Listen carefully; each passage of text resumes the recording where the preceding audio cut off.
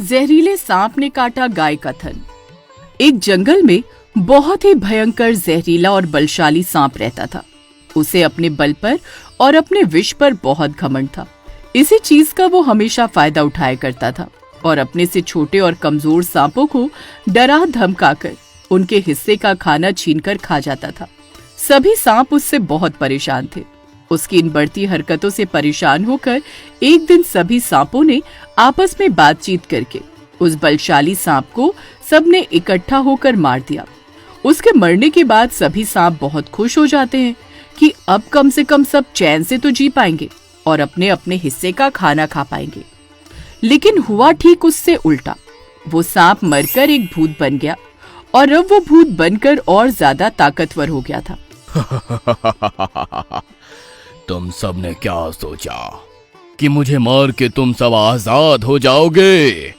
नहीं, तुम सब छोटे कमजोर सांप मेरे प्रकोप से कभी आजाद नहीं हो सकते।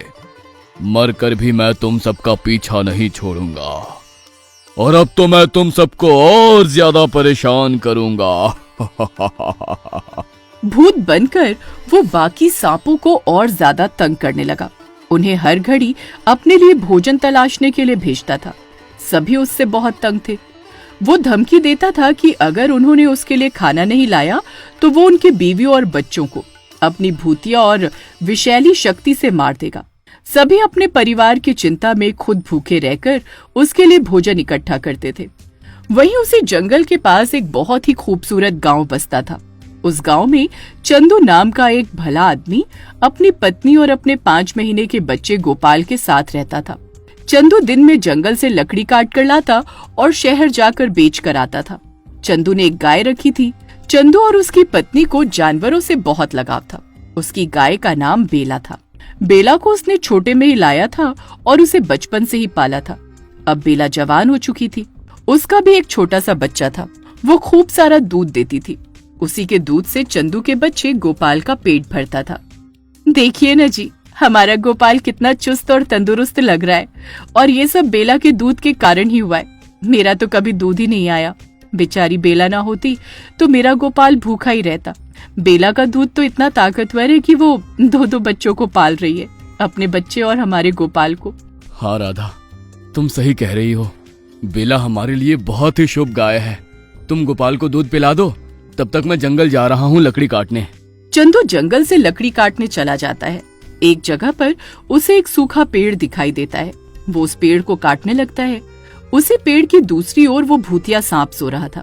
चंदू ने सारी लकड़ियां काट कर इकट्ठा कर ली थी और थोड़ी देर नीचे बैठकर आराम करने लगा और खुद से ही बातें करने लगा, क्योंकि चंदू को अक्सर आपस में ही खुद से ही बातें करने की आदत थी। चलो, लकड़ी तो कट गई, अभी से जाकर शहर बेच आता हूँ। और आज तो मुझे बेला के लिए हरा हरा चारा भी लेने जाना है। उसको मैं हरा हरा चारा नहीं खिलाऊंगा, उसकी सेवा नहीं करूंगा तो वो इतना दूध देगी कैसे? उसका दूध तो इतना मीठा है कि सारे लोग उसका दूध लेना पसंद करते हैं। वैसे भी लकड़ी बेचकर मेरा इतना गुजारा कहाँ हो पाता है। अगर बेला ना होती, उसका इतना मीठा दूध ना होता तो मेरा घर खर्च कैसे चलता? आपस में बातें करते हुए चंदू की सारी बातें पेड़ की दूसरी तरफ वो सांप सुन रहा था। चंदू जब अपनी बेला गाय की बात कर रहा था तो सांप ने अपना पूरा ध्यान उसकी बातों पर लगाया था। थोड़ी देर बाद जब चंदू वहाँ से लकड़ी उठाकर चला जाता है। अरे, ये आदमी तो अपनी गाय के मीठे दूध के बारे में बात कर रहा था। ये ख्याल मेरे मन में पहले क्यों नहीं आया? वैसे भी ये सारे सांप मुझे जो कुछ भी खाने को लाकर देते हैं उससे मेरा मन भर गया है। अब मुझे कुछ खाने में मीठा चाहिए। अब मैं दूध पीऊंगा और वो भी मीठा मीठा। आज रात को ही मैं इस आदमी के घर जाऊंगा और इसकी गाय का दूध पीऊंगा। शाम को राधा और चंदू बेला से दूध निकालकर उसे हरा हरा चारा खिलाते हैं और उसके सर पर हाथ फेरते हुए कहते हैं, बेला, अब तुम आराम करो अपने बच्चों के साथ।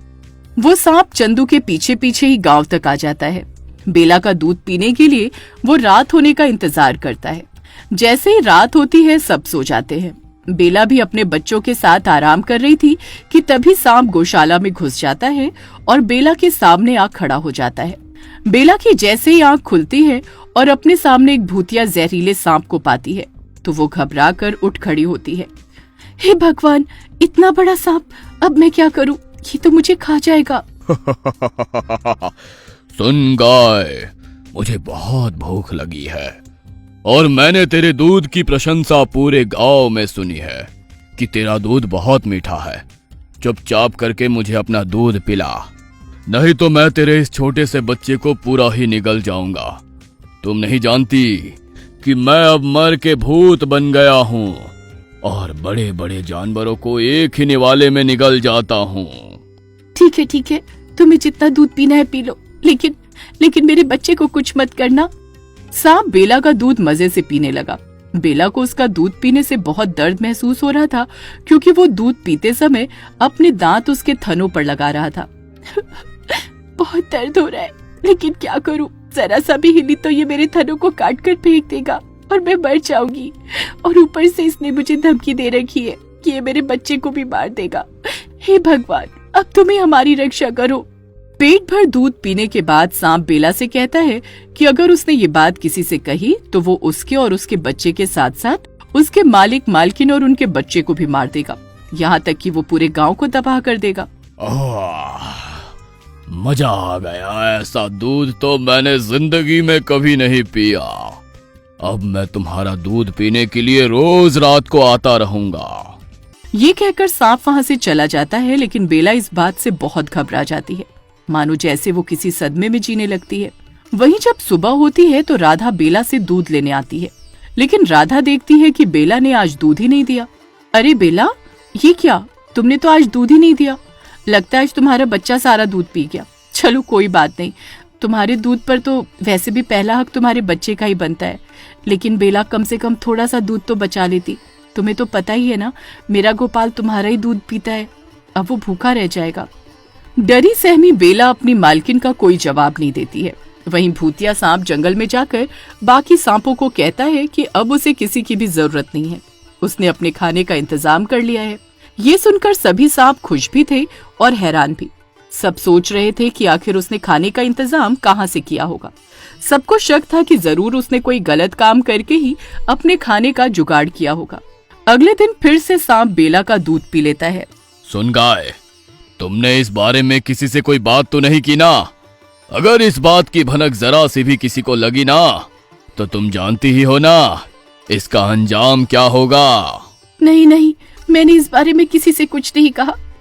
तुम किसी को कुछ मत करना। अब हर रोज वो भूतिया सांप आता और बेला को डरा धमकाकर दूध पीकर चला जाता। मेरे बच्चे, कैसी माँ हूँ मैं, तुझे अपना दूध भी नहीं पिला पा रही हूँ। तो कितना कमजोर हो गया है, लेकिन क्या करूँ, अगर मैंने तुझे अपना दूध पिलाया तो वो सांप तुझे मार देगा। कुछ समझ नहीं आ रहा क्या करूँ।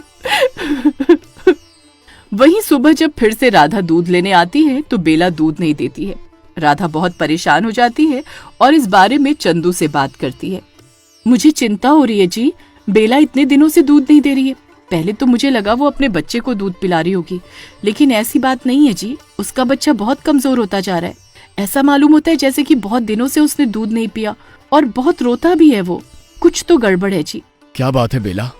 अगर कुछ परेशानी है तो तुम हमसे कह सकती हो। बेला, पहले भी तो तुम अपनी दिक्कत हमें बताया करती थी ना, तो फिर ऐसी क्या बात हो गई? बहुत दिनों से हम देख रहे हैं कि तुम डरी डरी सी रहती हो, पहले की तरह खुश नहीं रहती, और ऊपर से तुम्हें बुखार भी है। क्या तुम्हारी तबीयत सही नहीं है? बेला चुपचाप अपने मालिक और मालकिन की बातें खड़ी खड़ी सुने जा रही थी, लेकिन चाहकर भी उन्हें कुछ नहीं बता पाती है। ऊपर से बेला को अब बहुत बुखार भी हो गया था। जब सांप दूध पीता था तब वो बेला के थनों में उसके दांत लगा देता था। उसके दांत लगने की वजह से बेला बहुत बीमार हो गई थी। वहीं चंदू और राधा को कुछ समझ में नहीं आ रहा था कि बेला को आखिर हुआ क्या है। तभी अचानक से राधा की नजर बेला के थनों पर पड़ती है। वो देखती है कि बेला के थनों से तो खून की बूंदें टपक रही हैं। राधा, देखिए जी, बेला के थनों से तो खून टपक रहा है। ये तो कोई अच्छा संकेत नहीं है। इसका मतलब है बेला का दूध कोई और पी रहा है, जिस वजह से उसके थनों से खून बह रहा है। जरूर हमारी बेला किसी मुसीबत में है, लेकिन वो हमें बता नहीं रही है। उसने चुप्पी साध ली है। अब इस बारे में हमें ही पता लगाना होगा। चंदू जल्दी से जाकर पशुओं के डॉक्टर को लेकर आता है। डॉक्टर बेला के थनों की जांच करते हैं, लेकिन जांच से भी पता नहीं चलता कि आखिर दूध कौन पी रहा है और बेला के थन कैसे कटे। फिर चंदू जाकर एक तांत्रिक को लेकर आता है। तांत्रिक अपनी तांत्रिक विद्या से पता लगाता है कि बेला का दूध एक भूतिया जहरीला सांप पी रहा है। ये सुनकर राधा और चंदू बहुत घबरा जाते हैं। जल्दी से तुमने इस बात का हल नहीं निकाला तो तुम्हारी गाय की जान चली जाएगी, क्योंकि गाय में बस चंद ही सांसें बची हैं। ये क्या हो गया जी हमारी बेला को? पर गलती हमारी है, हमने बेला पर अच्छे से ध्यान ही नहीं दिया। बाबा, मैं आपके आगे हाथ जोड़ता हूँ, किसी भी तरह से मेरी बेला को बचा लीजिए। उस भूतिया सांप को मैं अकेले में काबू नहीं कर सकता। उसकी आत्मा बहुत ताकतवर है। उसके लिए मुझे एक सपेरे की भी जरूरत पड़ेगी, क्योंकि वह एक सांप है। सपेरा बीन बजाकर अपनी बीन से उस सांप को मदहोश करेगा। बस उसी समय मैं उसकी आत्मा को कैद कर लूंगा। इस काम में सारे गांव वाले चंदू और राधा का साथ देते हैं और गांव वाले झट से जाकर एक सपेरे को लेकर आते हैं। रात होने पर सभी गांव वाले छुपकर सांप के आने का इंतजार करते हैं। जैसे ही सांप दूध पीने आता है तो उसे देखकर सब दंग रह जाते हैं। बहुत भूख लगी है, चल गाय सीधी हो जा, मुझे अब दूध पीना है। हे भगवान, इतना भयंकर सांप हर रोज मेरी बेला का दूध पीता रहा, उस पर इतना अत्याचार करता रहा। राधा, धीरे बोलो, कहीं ये सांप तुम्हारी आवाज सुनकर भाग ना जाए। सांप ने दूध पीना ही शुरू किया था कि तभी सपेरा बीन बजाना शुरू कर देता है। सांप दूध पीना छोड़ देता है और बहुत क्रोधित हो जाता है। ये कौन बीन बजा रहा है? बंद करो इसे, बंद करो, मेरे कान फट जाएंगे, बंद करो। सपेरा बीन बजाता रहा और दूसरी तरफ तांत्रिक अपनी तांत्रिक विद्या से मंत्र पढ़ता रहा। दोनों ने सांप को बीच में घेर लिया। धीरे धीरे सांप बीन सुनकर मदहोश हो गया और फिर तांत्रिक ने अपनी तांत्रिक विद्या से उसे भस्म कर दिया और उसकी आत्मा को एक बोतल में कैद कर लिया। सांप बोतल में भी बंद होकर चिल्लाए जा रहा था। छोड़ दो मुझे बाहर निकालो। मैं आज के बाद किसी को तंग नहीं करूंगा, तुम्हारी गाय का दूध भी नहीं पीऊंगा, मुझे आजाद कर दो। इस सांप की तलाश में मैं बहुत लंबे समय से था। यह सांप बहुत ही बुरा था, इसने अपने बाकी साथियों को भी बहुत परेशान कर रखा था। चलो शुक्र है आज ये पकड़ा गया।